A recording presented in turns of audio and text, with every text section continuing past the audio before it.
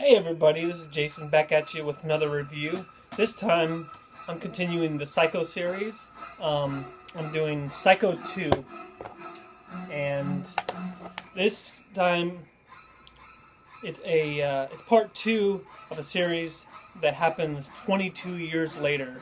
And as the cover says, it's 22 years later and Norman Bates is coming home. That's correct. 22 years after the original one, 1982 hits.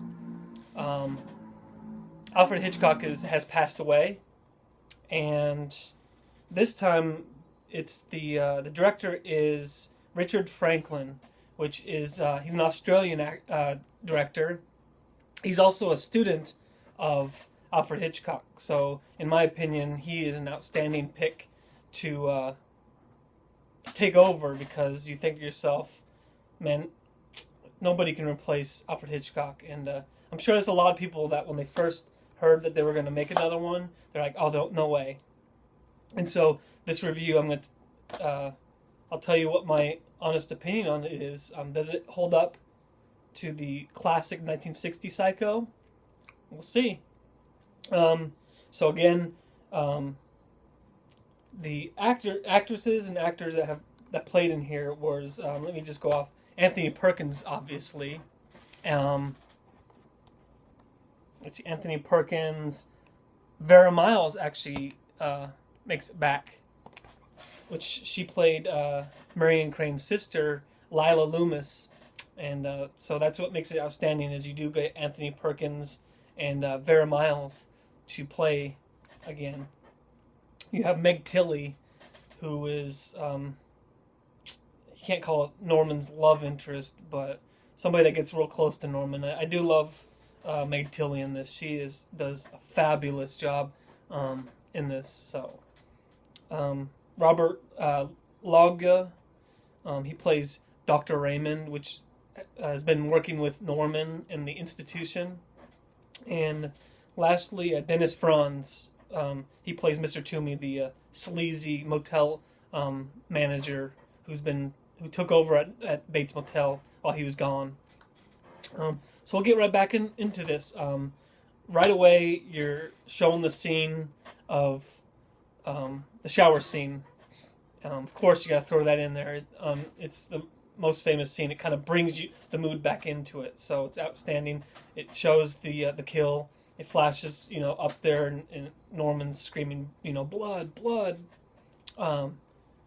And all this is happening. It's black and white, and they do transfer it over to color, and I do like that transition. They did a great job on that. You're then flashed into a courtroom, and this is where Norman is actually being released 22 years later by reason of insanity. They say he was insane, so he's done his time. You then see Lila Loomis again. She's gotten like 10,000 signatures from people, including some of the relatives of the people he killed, and she will do what it takes to stop them from releasing him. So basically, he's taken away. He's released. He gets taken by Dr. Raymond.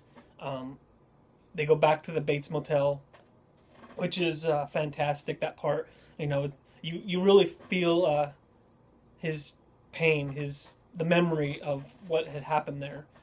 Instantly, when you get there, he pulls out of the car, goes up the stairs. You notice in the mother's window, you see somebody. He just assumes, hey, it's this bad memories flooding his head. He goes inside there. He's left alone. He's left alone.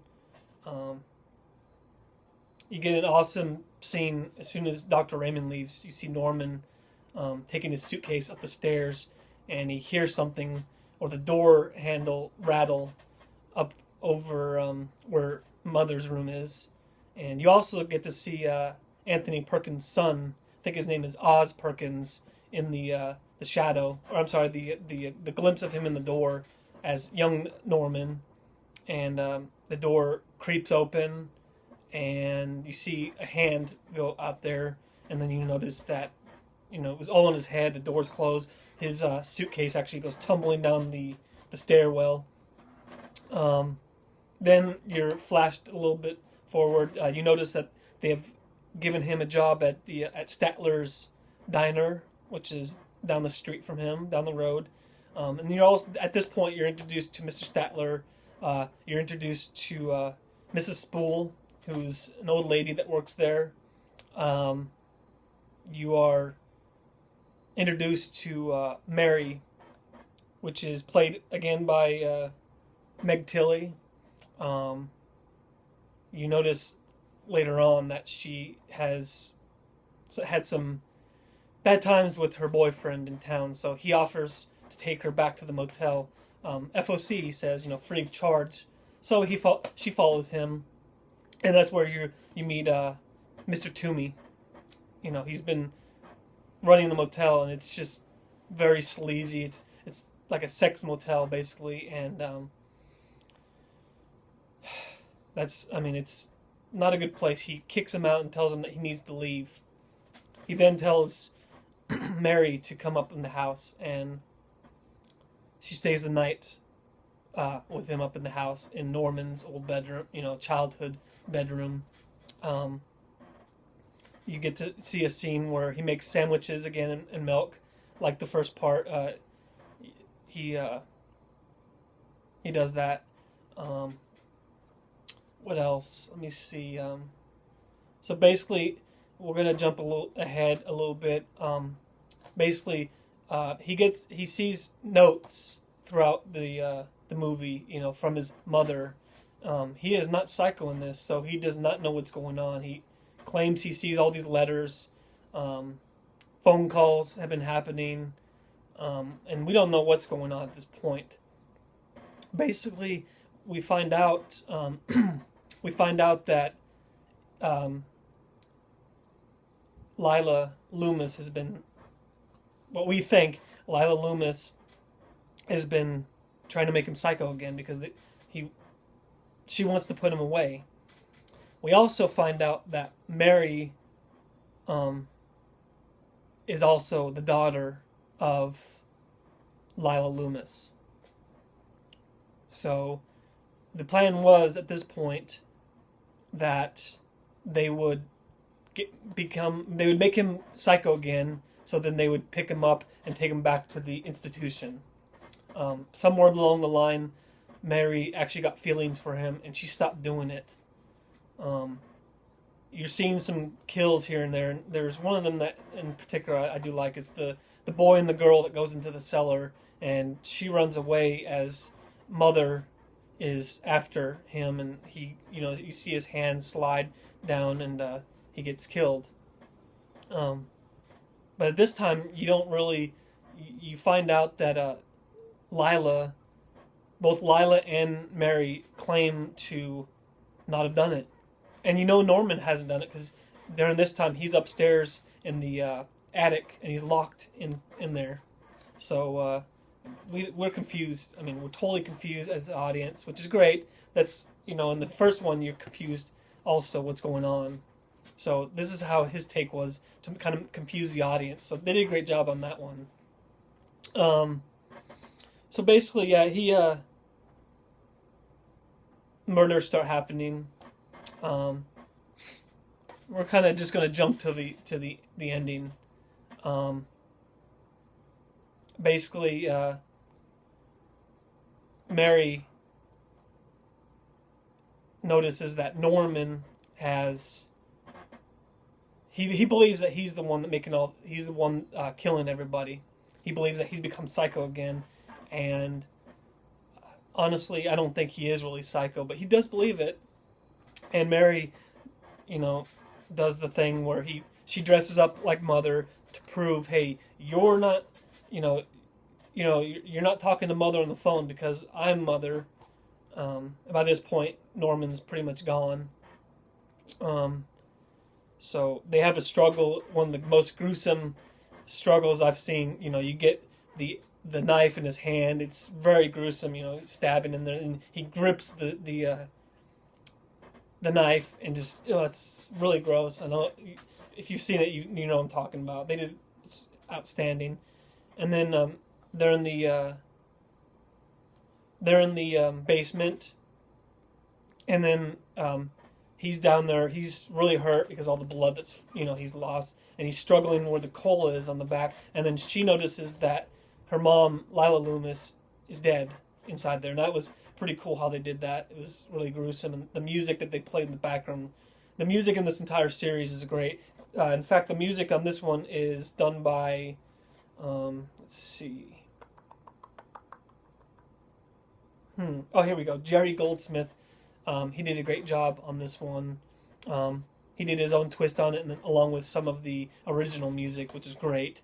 So she takes the knife, after noticing that she thinks Norman killed her, and then so the sheriff and deputy show up there and they shoot her and kill her, and so she gets blamed along with she gets blamed for most of the kills along with her mother.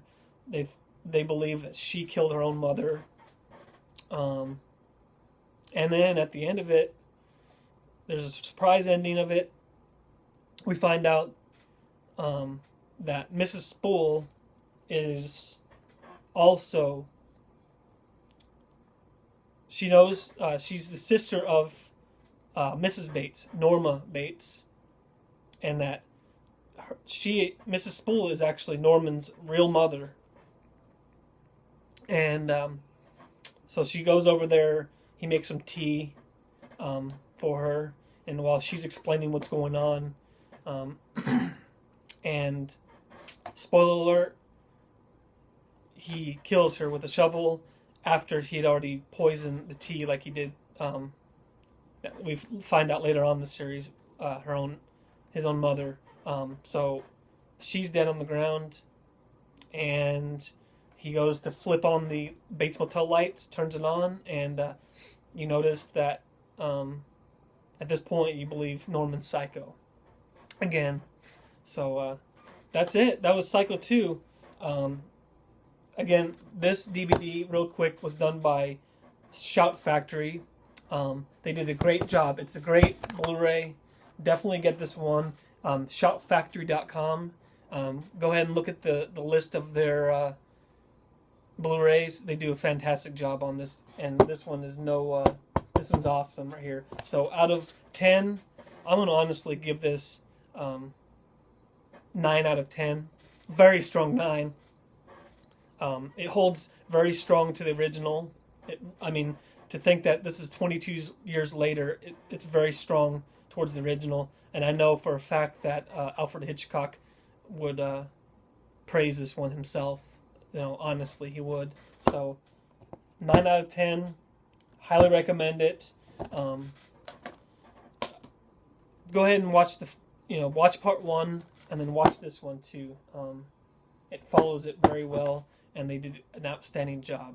So hope to see you guys next time. I will be reviewing Psycho 3, and this time it's Anthony Perkins that directed it. So we'll go ahead and we'll see how it goes, and we'll see what my feelings are on it. So thanks everybody. You have a great day, and we'll see you next time.